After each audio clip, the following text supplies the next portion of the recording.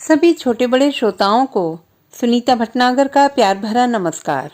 Audio stories के हमारे channel कहानी जगत में आप सभी का स्वागत है। हिंदी कहानियों की श्रृंखला में आइए आज सुनते हैं जया जादवानी जी द्वारा रचित कहानी कयामत का दिन उर्फ कब्र से बाहर। वह बड़ा अद्भुत दिन रहा होगा जब मैंने तय किया और उल्लसित हो उठी। दौड़ती हुई सीढ़ियां उतरी। वे सब बाहर बरामदे में बैठे चाय पी रहे थे और जिंदगी की गहन समस्याओं को सुलझाने में मशगूल थे। हालांकि समस्याएं उनकी अपनी खुद की तैयार की हुई थीं, जिन्हें सुलझा सकने की कोशिश में वे अपनी श्रेष्ठता का प्रदर्शन कर रहे थे। मेरे नंगे सर और रात वाले कपड़ों में वे मुझे देखकर इस तरह खड़े हो गए जैसे उन पर गाज गिरी हो। पर उनकी तरफ से बेपरवाह मैं सीटी बजाती हुई पोर्च की तरफ बढ़ी जहां कार खड़ी थी। बहुत साल पहले जब मेरा बचपना मरा नहीं था, मेरे दोनों भाई इसी तरह सीटियां बजाते हुए फुटबॉल खेलने अपनी अपनी साइकिलों पर घर से निकला करते थे।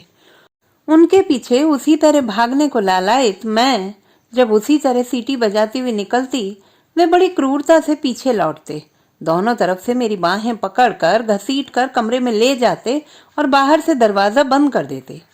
मेरी माँ भी अपनी क्रूर चुप्पी में उनके साथ शामिल रहती और शाम को मैं बड़ी हसरत से अपने कुत्ते को देखती, जिसे पिताजी चैन से बांधकर अब बहुत दूर तक घुमाने ले जाया करते। कार बंद थी। यह कार मेरे पति ने मुझे अपनी उन सेवाओं के लिए दान में दी जिन्हें हर 24 घंटे मैं बड़ी फर्माबरदारी से निभाया करती थी, पर इसकी चाबी वे हमेशा अपने पास रखते थे। मैंने सीटी बजाते हुए इशारे से उन्हें बुलाया, ना भी बुलाती तो वे लपकते हुए मेरे पास आ ही रहे थे। ये किस तरह मुमकिन था कि उनके अंगूठे के नीचे से फिसलकर एकाएक मेरा पूरा कद निकल आए और वे चुप बैठे रहे? ये क्या हो रहा है? उनके चेहरे पर गुस्सा था, व्याकुलता और भय। इस गृहस्थी के लोगों के सामने यह जो मर्द बना फिरता है, मैं इसकी कलई ना उतार दूं? मैंने हिकारत से उसकी ओर देखा। रात में जो आदमी मेरे पैरों में गिरता है, मेरा थूक चाटता है, वह दिन की रोशनी में किस तरह कैंचुल बदल डालता है, कितनी तत्परता से।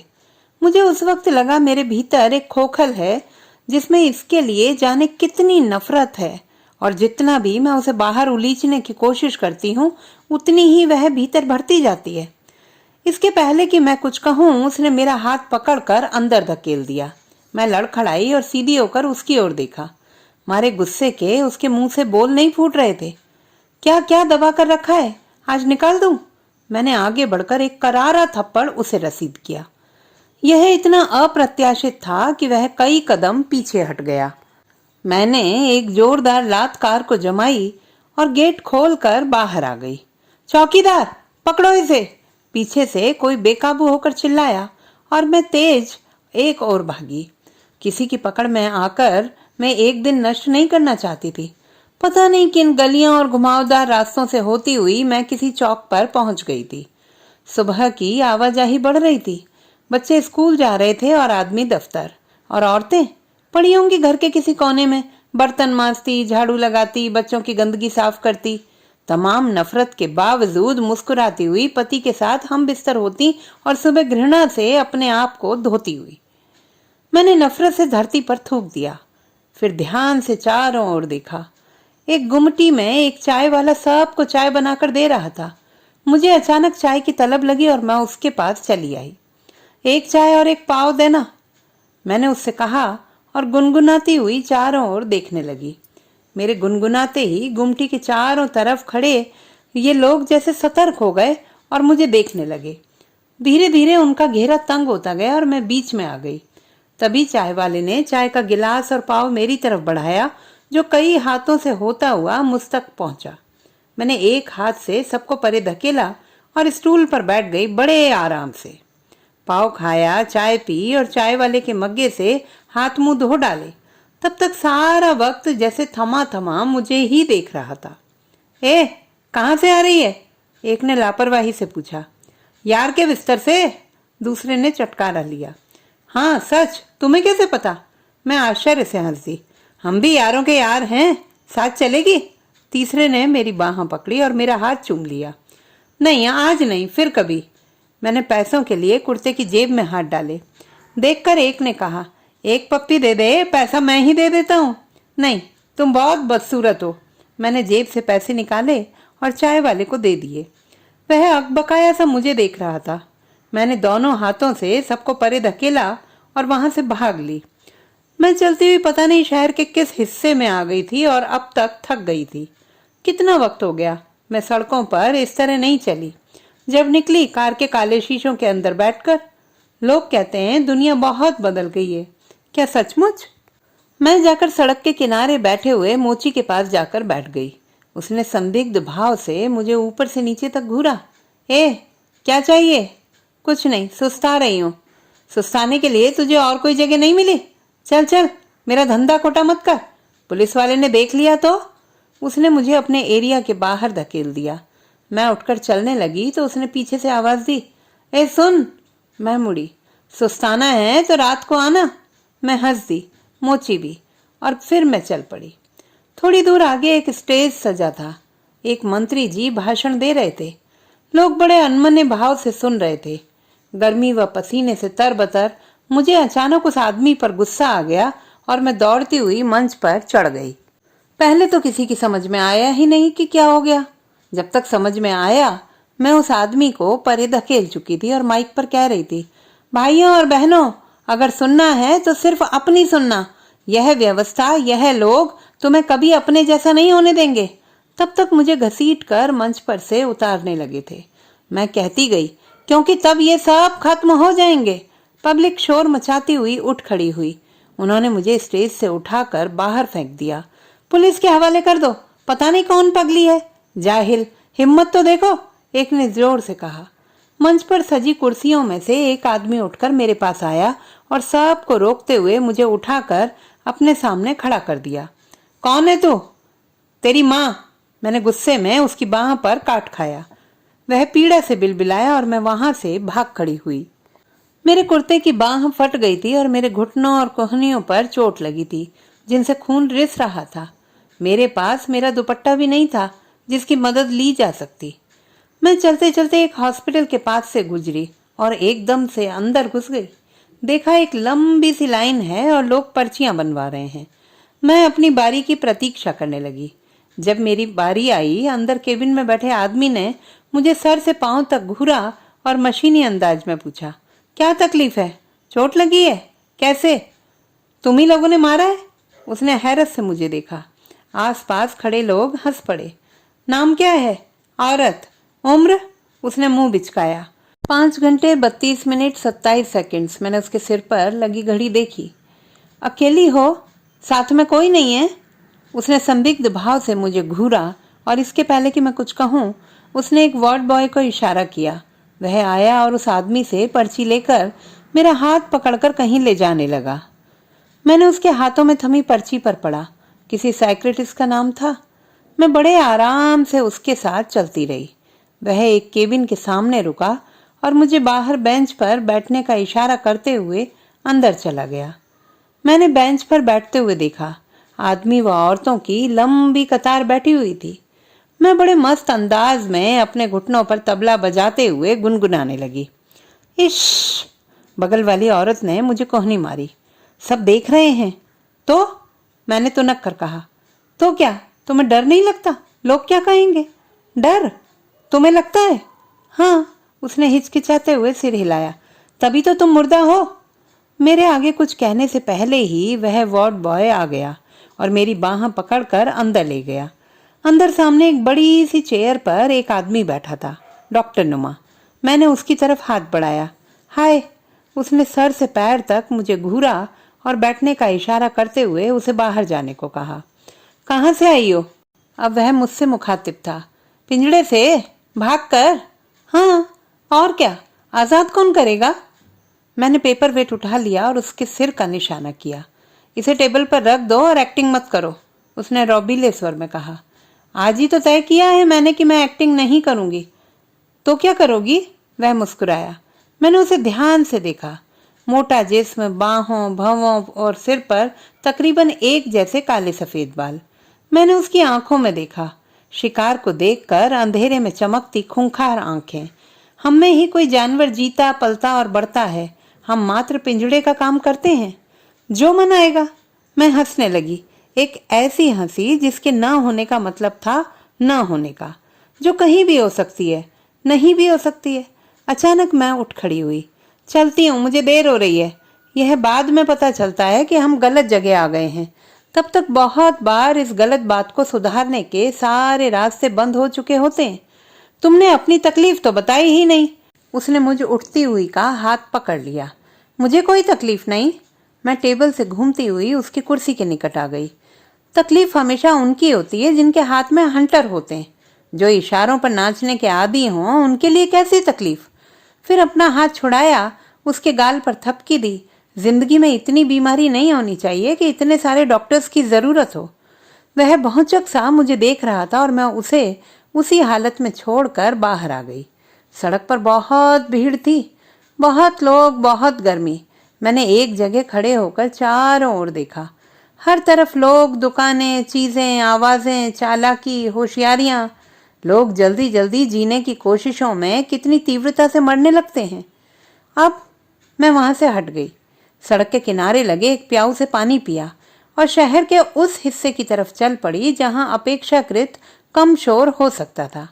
मेरे सामने एक थिएटर था जिस पर कोई हिंदी फिल्म लगी हुई थी। मैंने नाम पढ़ा, साजन बिना सुहागन। कितनी औरतों की भीड़। मैंने जमीन से एक पत्थर उठाया और बोर्ड को निशाना बनाकर जोर से फेंका। बोर्ड को कुछ नहीं हुआ, पत्थर दूर जा गिरा। वहां खड़े एक चौकीदार ने मुझे देखा और मेरी ओर दौड़ा। मैं वहां से भाग ली। वहां से भागते हुए देखा हमारे पड़ोसी मिस्टर दत्त एक खूबसूरत औरत के साथ फिल्म देखने अंदर जा रहे हैं। मैं ठिठक कर खड़ी हो गई। मुझे देखते ही वे चौंके और नजर बचाकर अंदर जाने लगे। मैं उनके रास्ते में आ गई। कैसे हो मिस्टर दत्त? मैं हंसी। ठीक। उन्होंने माथे पर आया पसीना पोंछा और साथ वाली औरत की बाह कसकर पकड़ ली। मोटी बीबी से जी नहीं भरता ना? उन्होंने मुझे गुस्से में धकेल कर परे किया और आगे बढ़ गए। वह औरत घबराई, व्याकुल आंखों से मुझे देख रही थी। उसके चेहरे पर शर्म उतर आई। मैंने अजीब से तरस से भरकर उसे देखा। यह सब अपनी अपनी कब्रों में सोई हुई औरतें हैं, सदियों से अपने से बेखबर, अनगढ़ पत्थर। किसी ने पूजना चाहा, पूज लिया। किसी ने हरना चाहा, हर लिया। किसी ने बेचना चाहा, बेचा किया। किसी ने पटाना चाहा, पटा लिया। जो भी मेकर होना चाहता है हो सकता है। मल्टीपर्पज जिस्म लिए वह हर हाल में खुश है। तकलीफ सिर्फ तब होती है जब वह अपनी कब्र से जाग जाती हैं। मेरे सामने स्कूल है, कुछ बच्चे पीटी कर रहे हैं। कुछ दूर पर एक टीचर बच्चों के एक ग्रुप को गाना सिखा रही है। सारे जहां से अच्छा हिंदुस्तान हमारा हमारा। कौन सा हिंदुस्तान? वह जो आज है या वह जो कल होगा? हो सकता है अगर हो। मैं स्कूल के बाहर कुछ ही दूरी पर खड़ी उन्हें देख रही हूँ। स्कूल की घंटी बजी और सारे बच्चे पिंजड़े से छूटे निरीह मेमनों की भांति बाहर की ओर भागे। ये स्कूल निरीहता और क्रूरता का अद्भुत संगम है। मैंने आगे जाने के लिए कदम बढ़ाया ही था कि एक युवक मेरे सामने आकर खड़ा हो गया। मैंने उसकी ओर देखा। भूरे बालों और भूरी आंखों का अजब सा मिश्रण। उसके बाल उसके माथे पर गिर रहे थे और उसकी पलकों की छाह उसके चेहरे पर। उस चेहरे पर ठहरी मुस्कान धूप में चमक रही थी। वह मुझे देखता रहा अपनी उसी ठहरी नजर से। क्या चाहिए? मैंने कठिन स्वर में पूछा। मैं आपको बहुत देर से देख रहा हूँ। आपका चेहरा, आपकी आंखें इन सब हालातों से मैच नहीं करते जिनमें आप खड़ी हैं। आप जो नहीं हैं वही दिखने का प्रयत्न कर रही हैं और इस तरह अपनी तकलीफ बढ़ा रही हैं। मैं आपको नहीं जानता, पर इतना जरूर कहूंगा कि आप घर लौट जाइए। यह दुनिया इतनी भली नहीं कि। मैं हंस दी और उस वक्त मुझे लगा कि मेरी हंसी एक परिंदे की तरह उसके सर के ऊपर भटक रही है, घायल परिंदे की तरह, एक बेमतलब किस्म की उड़ान की किस्मत लेकर। मैंने उसकी छाती पर हाथ रखकर उसे परे करना चाहा और वह परे हो गया।